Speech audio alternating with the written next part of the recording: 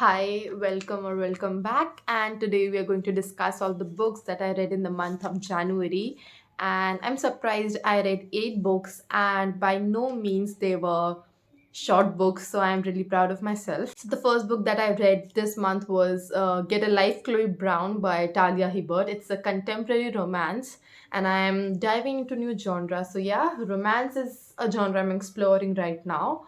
So it's about a main character, Chloe. So Chloe is this girl. She suffers from chronic pain and some illness. No, some ailment I can't remember the name of. So she suffers from that, and like she's just dedicated to work and does nothing like outwardly.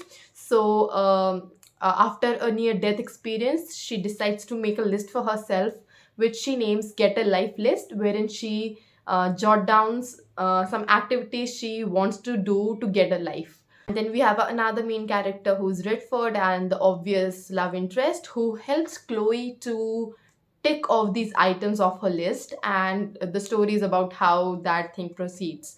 So yes, that was the synopsis of the book. About my rating, I gave it a 3 stars. So the plot was pretty simple, easy, uncomplicated, without any misunderstandings, which I really loved. Because there are really very few books that do that. However, the character of Chloe did not really stick with me. However, the plot was pretty simple, like checking off the items that were written in her list, but still it felt incomplete somewhere. I don't know what was missing, but it was an okayish read for me. Another book that I read was It Ends With Us with Colleen Hoover, and I don't even have to tell you about this book because it's so famous all over Instagram and Book Talk. So this book, in this book again, it's actually I went into it hoping that it's a romance, but it's not just romance. It's also a fiction. It has substance in it, which I did not really hope getting into that book. It's about a girl named Lily Bloom. She is a florist. She has opened up her new business, and she falls for a neurosurgeon named Ryle. And Lily, as a small girl, she grew up witnessing her parents' abusive relationship, wherein the father was the abuser, and she can't shake off the feelings or the experiences or her experience of that time. And also, she can't shake off the feeling of a boy named Atlas, who was her first love. And when in present times, when Atlas reappears in her life, things take a tipsy turvy curve, and that's what the premise is about. And following like getting into the book, I was just hoping that it's going to be a romance. There's this neurosurgeon, there's Lily, and they'll have some issues, but they'll sort it out and everything will be clear. But I did not sign up for the serious things that were discussed in this book. First of all, the it has content warning of domestic violence and abuse. So like it's nothing I haven't read before. I read The Great Alone, which also handles that topic. But this book, what I really appreciated about the author was that when she wrote from the perspective of the person who is being abused, I was like forced to think in a way similar to the person who was being abused, if that makes sense. As in, her way of writing was such that I could easily put myself into the shoes of that person, of that lady who was being abused, and I could really give the same justifications for the things she experienced. And that's a very commendable job for an author to do. I really appreciated her for that. Like, you understand what I'm saying? Like, when the first blow came, if I'm not trying to give you spoilers, but like when the first blow came, I justified it, like I, as a reader, justified it by saying that, okay, it must be in the heat of the moment. So that was her way of writing, that it made me make the same rationalizations as someone who's being abused makes generally. And that was insane. And although I did not give it a perfect 5 stars, it was a 4 star read for me. But for some reason, even after I completed the book, the characters like stuck with me, and my favorite character is Atlas, no doubt. And like the ending was also very satisfying. So yes, I highly recommend this book. Like, all the hype around this book is real. So yeah, I can testify it. Another book that I read was The Rose and the Dagger by Renee Adihi, and this is the second book in the Wrath and the Dawn duology. And this book I've been reading for so long. I started this last year. I've been dragging it throughout January, and when I finally completed it, uh, I just did not have the kind of satisfaction I wanted from a fantasy, especially young adult fantasy. Like, I gave it a 3 stars. So of course, I can't say much about the second book because spoilers. About the book, I felt the magic was used very less, as in our main character Shahrazad. She, by the end of the first book, I guess, she comes to know that she has some kind of powers or magic. But in second book, the author doesn't really explore that aspect. As in, there were so many instances where I felt, okay, this is the point wherein she'll use her powers, she'll use magic. But no, it was as if the magical element was just introduced and nothing was done with it. So that was a lack. However, the characters are very lovable as they are usually in young adult books, but the plot could have been better, and also the use of magic could have been a little more. I would have loved it better that way. So yes, that was another book. The fourth book that I read was The Mountains Sing by Nguyen Phan Kieu Mai. Book is set in Vietnam, and we follow a relationship between a granddaughter and a grandmother. They are the two protagonists of the story, and we follow Vietnam through the years of the land reforms, then the famine, followed by this Vietnam War, which we all are familiar with. So we follow this family story throughout these three difficult periods, and how these three difficult periods have taken a toll on their family, how it got divided, came back again, got divided again. It's a heart wrenching story. I expected a 5 star read from it, but it was unfortunately four. Not unfortunately, I expected so much from it. Like, it was a family saga, and I am a sucker for family saga. I expected too much from it, but it was 4 star read.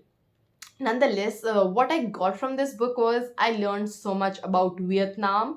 I did not know so many things about it. Like, the Vietnamese War is very famous, but what preceded it, like the land reforms, how that impacted that country, also the famine and the bombings and everything, that whole traumatic period, I got to know about that, and that was really enlightening. But somewhere I felt that the story could have been better because I have high expectations from family sagas, and this, like, was on the verge of serving that thing for me, but it did not really do that. So it was a 4 star read for me, but yes, a very good read nonetheless.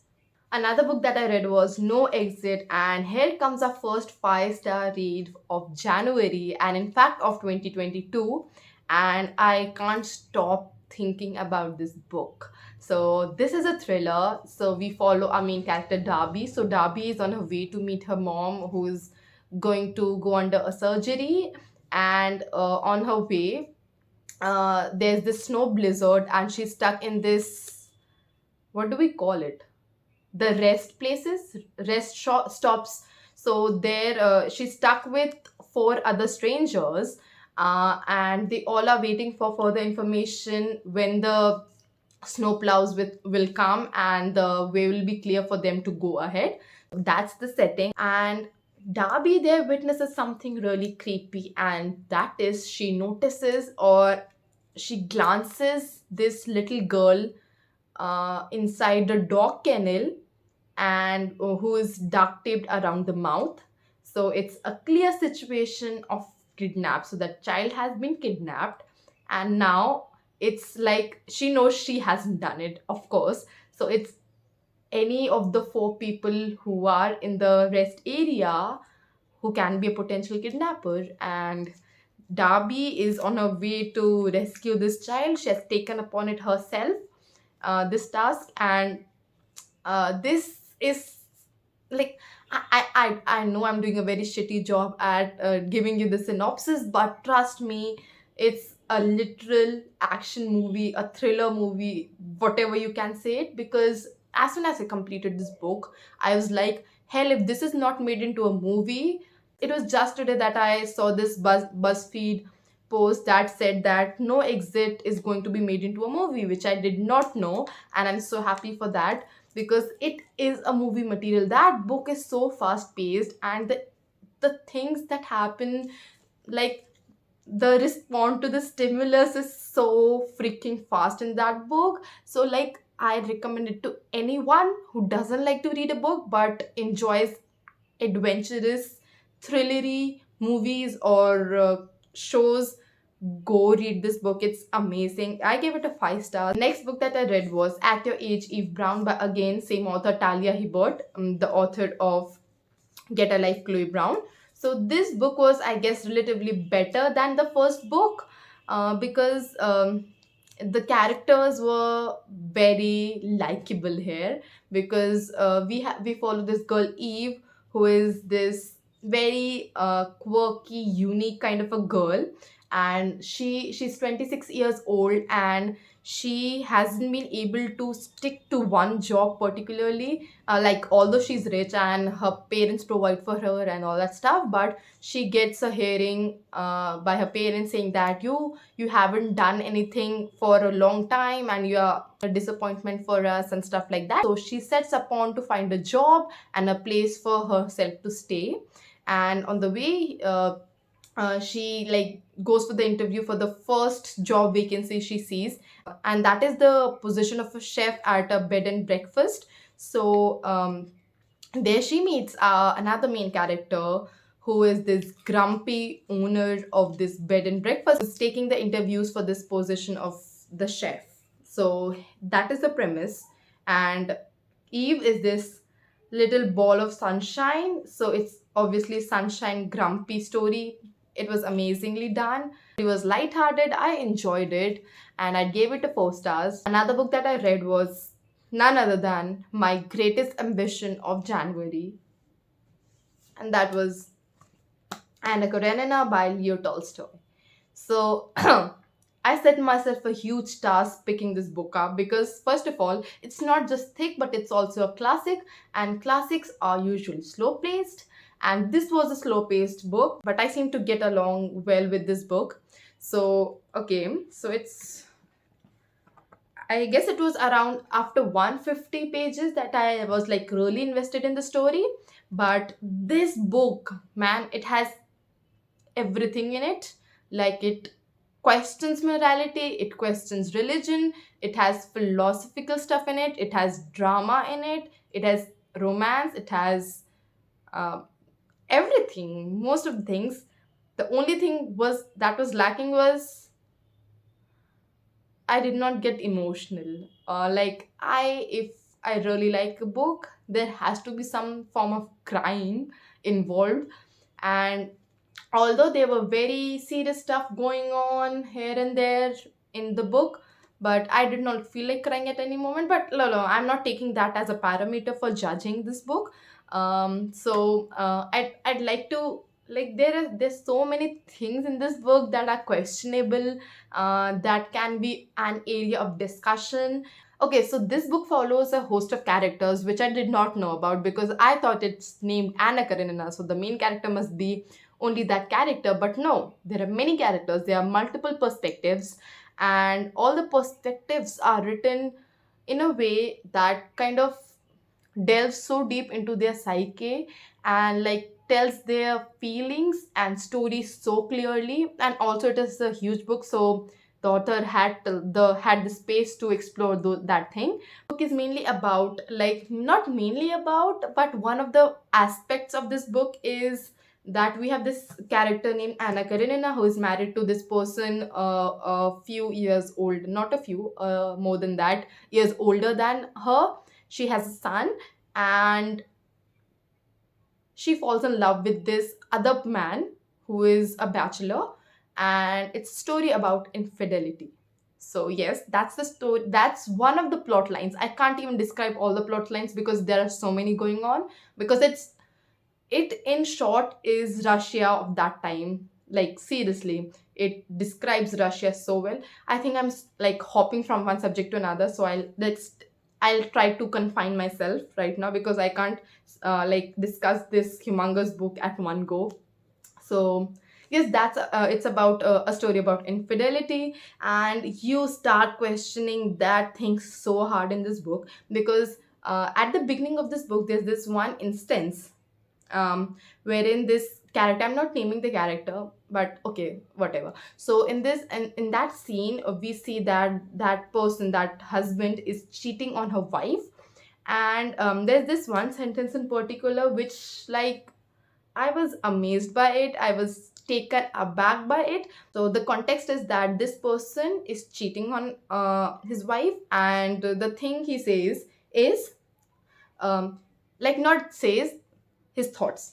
So he had vaguely conceived that his wife must long ago have suspected him of being unfaithful to her and shut her eyes to the fact. He had even supposed that she, a worn out woman, no longer young or good looking, and in no way remarkable or interesting, merely a good mother, ought from a sense of fairness to take an indulgent view. And I was so appalled by this sentence because what do you expect your wife to do in this situation? Like, you thought that she already knew and like turned her back towards it. It came very early on in the book, so it was like it started with a bang and it ended with a bang as well. So I think by stating this, like by creating this scene, the author also kind of tried to make a contrast between when a man is cheating versus when a woman cheated. Like, you see it because later in the book we know that Anna Karenina will be unfaithful to her husband, and the reaction differs so much for man and for women. And one of my favorite characters of this book is not Anna Karenina, but it's Levin, and Levin is this simple fellow living in countryside, is a landholder and like works in the farm, wants nothing extraordinary from life, just wants to continue as he's living, and he's such a simple and good man.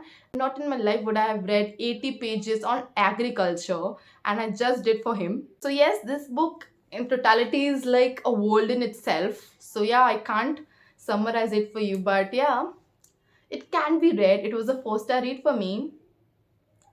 Anna Karenina. A task it was. And the last book that I read was Open Water by Caleb Azuma Nelson. And this book was, it's a literary fiction and it really isn't my cup of tea. This book is about a love story, the initial phases of how love blooms. And it's about these two black people. So it also follows some vulnerabilities of black people, and what struck me very unique in this book was it's a prose, but when you read it, it feels like a poetry. It's so lyrical.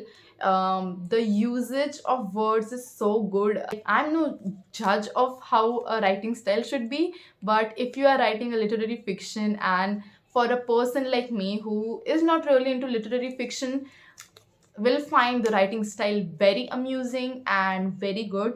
I did not expect that book to be neither in first person nor in third person. It was in second person, and the author was like literally like when he was talking about our main character, he was literally using the word you.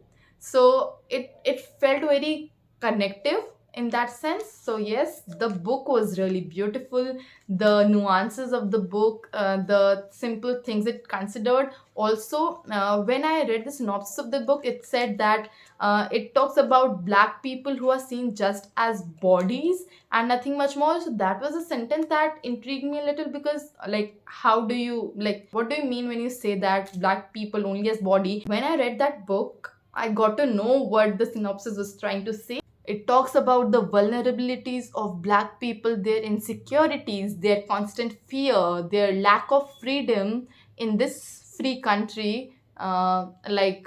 It is amazing to read. I gave it a 4 stars because there were some parts that were like really out of my comprehension. So yes, but it was a very good read. It is a book that can be read only solely for its beautiful writing. So yes, it was an amazing read as well. So, yes, all in all, I had a pretty good year. All in all, I had a pretty good month reading. I read 8 books, I'm proud of it, and here too many more good books to go. Those were all the 8 books that I read in this month. And tell me if you have read any of those and how did you like it. And that is all from my side. Thank you for joining me and consider subscribing to my channel if you want to. And bye.